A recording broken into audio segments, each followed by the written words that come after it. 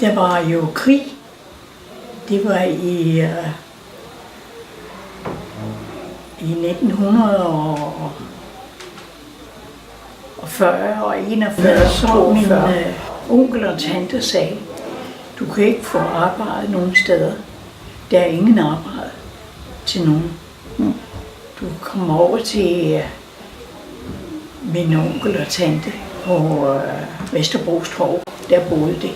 Og så tog jeg det første, jeg kunne få. Jeg fik som en læreplads. En læreplads fik jeg inde i Holberghaven, altså nationalskala dengang. Ja. Men det var så flot derinde. Det gik meget godt, men jeg tjente jo ikke noget. Så tog jeg Berlingske Tiden og tænkte, om ikke jeg kunne finde noget andet, hvor jeg kunne tjene bare lidt fedt, så man kan klare sig. Så jeg der i Berlingeren, men ikke jeg kunne finde et eller andet, hvor jeg tjener mine penge. Så ringede jeg et sted hen efter annoncen, og det var gymnaster, de søgte. Så sagde jeg, det er angående den der gymnast. Jamen, jeg kunne bare komme den og den dag, så havde de prøvet på andre også, og her kom og de prøvede mig jo, hvad jeg kunne, og hvad jeg, altså sådan, i gymnastik, og der var jeg jo der var jeg hjemme, fordi jeg hele tiden var god til gymnastik. Så de valgte mig. De aftalte med mig, at jeg skulle beholde mit job henne i Nationalskala. Ja.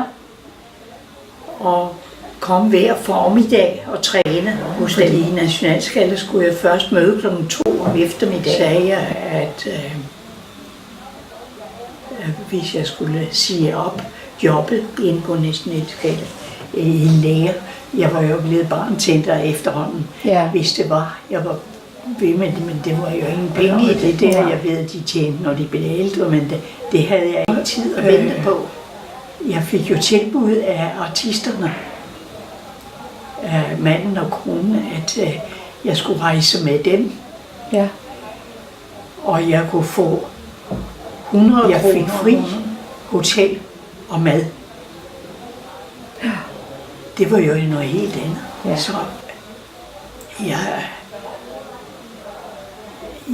jamen altså, så siger jeg jo mit job op, men så må du blive artist. Ja. Du er så god. Jeg kom med den. Ja. Jeg spiste på restaurant, og jeg blev behandlet godt, og jeg fik kostyme, og fik besked på, hvad jeg skulle lave. Og jeg skulle lave nummer sammen med manden, og en ung mand, og en anden pige, og mig. Vi var 4. Hvad sagde din familie til, at du ville være artist? Ja, de vidste slet ikke, hvad jeg lavede. Du havde ikke fortalt dem det? Nej. Og så konen, altså hun havde jo også været artist. Og hun sagde, jeg kan ikke sige én ting, det ikke var god, men som på scene. Du hører hjemme der, sagde hun til. Det var jo dejligt at få at vide. Ja, hun roste mig til alle tider. Jeg havde jo mødt min mand. Ja, hvor mødte du ham hen? I Randers. Der hvor jeg er jo ikke opfødt i Randers. Nej. Men altså, der var jeg at besøge en veninde. Og der var optræden på Maxim Randers. Hver måned var der et nyt program. Og det her var sidst på måned. Og jeg så programmet sammen med min veninde. Og så siger hun vaskede glas af. Hun arbejdede for foretagende der. Ikke? Så sagde hun, jeg kan da puste med. Så kom en af artisterne. Så sagde han, undskyld. Siger han. Det er ham, der blev med mig. Undskyld. Men må jeg lige tale med dem. Og det har jeg ikke tid til. Jeg står her og venter på en veninde. Ja. Og hjælper en veninde. Nå. Så sagde han, jamen bare lige derhen ved døren. Der var sådan en til den restaurant. Så siger jeg, Anna hedder hun. Jeg siger hun, gør det bare, Viola. Og hør, hvad han vil. Det, altså, jeg var bare 17 år. Så gik jeg ud.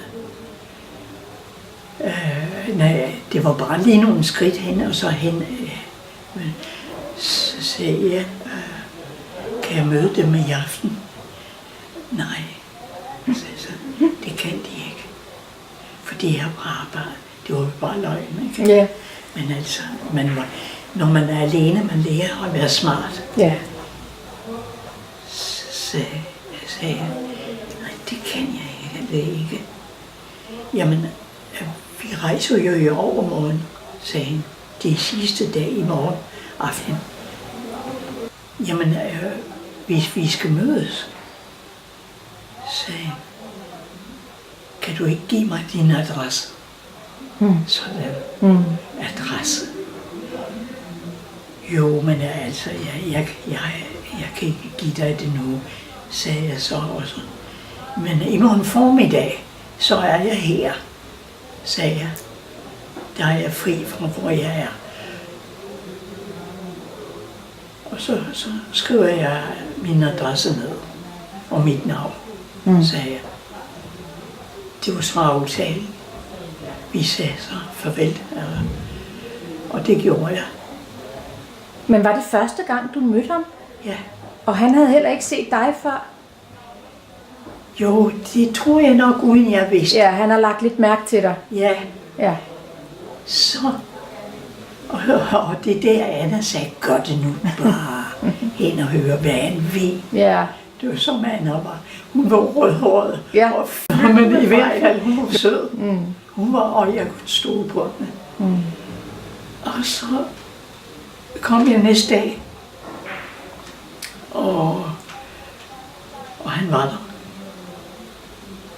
Og så sagde han, kan du ikke lige gå med hen til scenen, sagde han.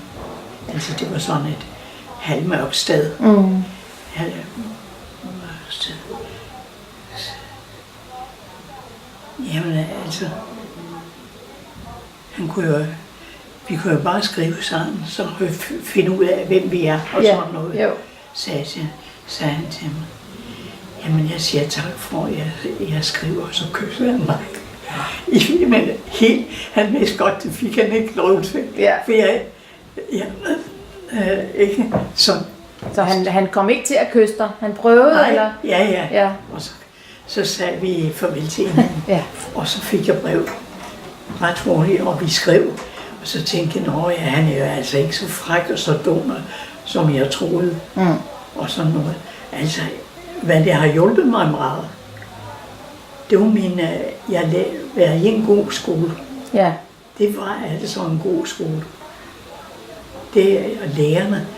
Også, jeg var jo først i en lille skole ude i landsbyen. Ja. Og der kom jeg så sendt ind til Maria Realskole. Og den lærer, han gjorde meget for mig. Ja. Det gjorde han. Så du kom videre i realskolen, fordi du havde evner, boglige evner? Ja. Og efter jeg rejste, så var han hjemme med min bedstemor og hørte, hvordan går det med mig. Ja, også da jeg var i Australien, så vi blev altså først... Jeg kendte ham jeg blev gift med i lang tid. Og han var dansker, han var københavner. Han var ikke en fremmed person. Og I skrev sammen så? Ja. Men han var også artist? Ja, han var dygtig. Ja, hvad lavede han? Ja, det blev jo så sådan, at vi blev artister sammen. Ja. Sammen med hans 2 brødre. Hvad hed jeres trup? The Five Harstons. The Five Harstons? Ja, Harston. Ja.